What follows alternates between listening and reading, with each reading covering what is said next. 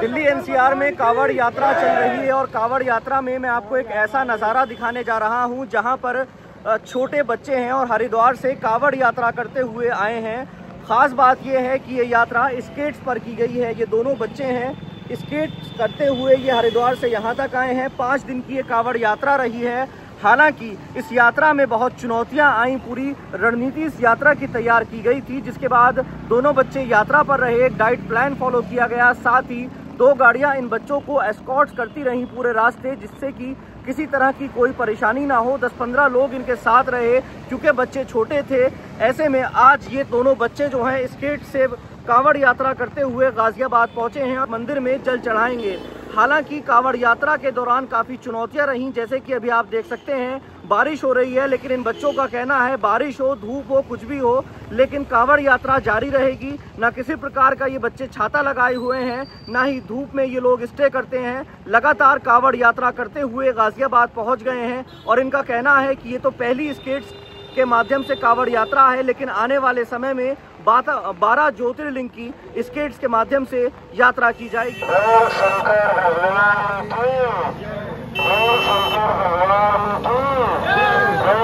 किस यात्रा पे आप निकले हो? हम कावड़ लेने आए। तो हमें अभी 5 दिन हो गए हैं, हम यहाँ पर आए गाजियाबाद के अंदर। हम जाएंगे संस्कृत। कैसे आपने यात्रा की है? हमने स्केटिंग से यात्रा किया। हम जब से ये स्केटिंग से आ रहे हैं, थोड़ा गैप ले लेकर। तो सड़क पे किस तरह से आप स्केटिंग किया करते थे? सड़क पर अगर पानी होता था थोड़ी देर रुक जाते थे।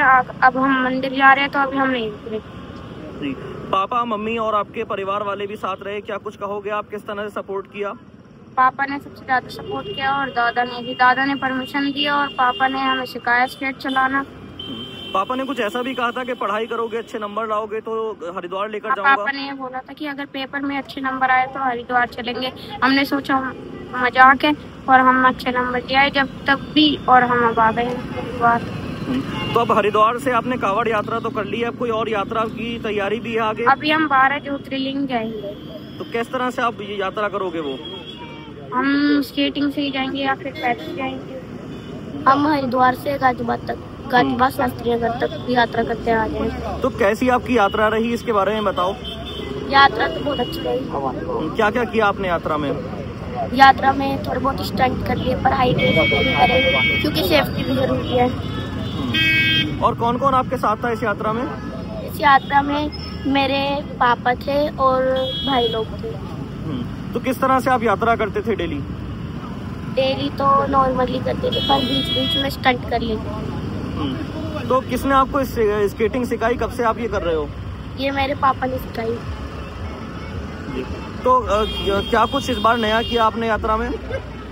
हमने थोड़े बहुत अच्छे स्टंट सीखे, वो करते थे। तो जो बच्चे आपको यात्रा में मिले, क्या वो लोग क्या कहते थे? क्या उन लोगों ने भी कहा कि हम भी इस तरह से अगली बार स्केट यात्रा करेंगे? उन्होंने बोला कि हम भी करेंगे, जरूर करेंगे। ठीक है। मम्मी पापा का किस तरह से सपोर्ट रहा आपको? मम्मी पापा का तो बहुत अच्छा रहा, पर सदगुरु श्री रितेश्वर का और भी अच्छा।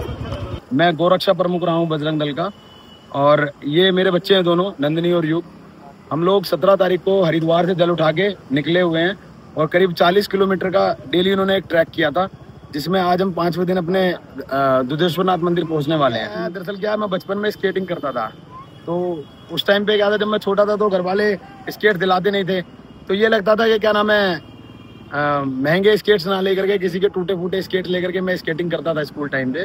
तो स्केट अच्छे चलाने लगा, तो जब कांवड़ यात्रा जाती थी, मेरे कज़न वगैरह गाँव में कांवड़ लेके आते थे, तो मैं स्केटिंग करता था उनके आगे आगे। तो इनको मैंने एक बार बताया अभी 1 साल पहले कि मैं ऐसे ऐसे स्केटिंग करता था। इन्होंने कहा पापा जी हमारे स्कूल में भी स्केटिंग की क्लास होती है, हम आप ज्वाइन करा दो। मैंने कहा ठीक है, मैं इनके लिए स्केट्स लेके आया। इन्होंने स्कूल में थोड़ा बहुत चलाया, उसके बाद घर पे ही प्रैक्टिस करने लगे। घर काफी बड़ा है तो उसमें अपना घूम घूम के सीख गए।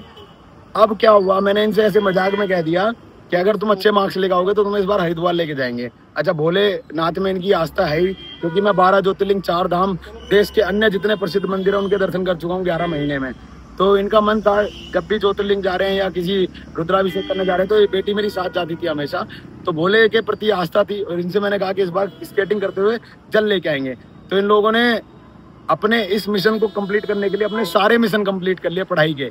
तो भोले की इच्छा थी, इनको लेके चले गए, सबने मना किया, समाज ने मना किया, घर वालों ने मना किया, लेकिन उनकी इच्छा के आगे तो सब जीरो है ना। और आप देखो आज हम वापस अपने गंतव्य को आगे और दुधेश्वरनाथ महादेव में तैयारी की गई थी इस यात्रा के लिए बच्चों के द्वारा? तैयारी सिर्फ 2 दिन पहले, जिस दिन हमें हरिद्वार जाना था उससे 2 दिन पहले हमने एक 20 किलोमीटर का ट्रैक मेरी बेटी से चलवाया था। उसमें मैंने मेजर किया था कि इनको कितनी थकावट हो रही है और रात को इनको बढ़िया नींद आई, सुबह इनको एकदम फ्रेश उठे। हमारे एक सत्या यादव है जो टफ मैन के नाम से जाने जाते हैं गाजियाबाद के, उनसे मैंने डिस्कस किया तो भैया ने इनका डाइट प्लान बना के पूरा दिया। सत्या भैया ने कहा बीच बीच में तुम मुझसे कोऑर्डिनेट करते रहना, जो भी इनको क्या खिलाना है क्या पिलाना है, जिससे डिहाइड्रेट बॉडी ना हो। तो वो डाइट उनकी चलती रही और बाकी भोलेदेव का आशीर्वाद चलता रहा। ये मेरे पोते पोती बेटा बड़ा। तो कितना गर्व महसूस कर रहे हैं आज आप? गर्व तो बहुत बड़ा महसूस हो रहा है, छोटे बच्चे इस तरह से किया काम, उम्मीद नहीं करता था इनकी भाई ये इस तरह से पूरी कर देंगे बात। बहुत बढ़िया कर रहा, बहुत गर्व हो रहा है। क्या कुछ कहेंगे समाज से आप? समाज से कहूँगा अपने बच्चों को शिक्षित करो, अपने बच्चों को आगे बढ़ाओ। जब तक समाज शिक्षित नहीं होगा बच्चे आगे नहीं बढ़ेंगे, जब तक क्या पता लगता है। आप इनके दादा हैं, कहीं ना कहीं आप भी घर पर चिंतित रहते होंगे क्योंकि स्केटिंग से लोग हाँ चिंतित तो ही, लेकिन हर घंटे में फोन कर लेता था कहाँ हो, कैसे हो, बच्चे कैसे हैं, वो सब बात होती रहती।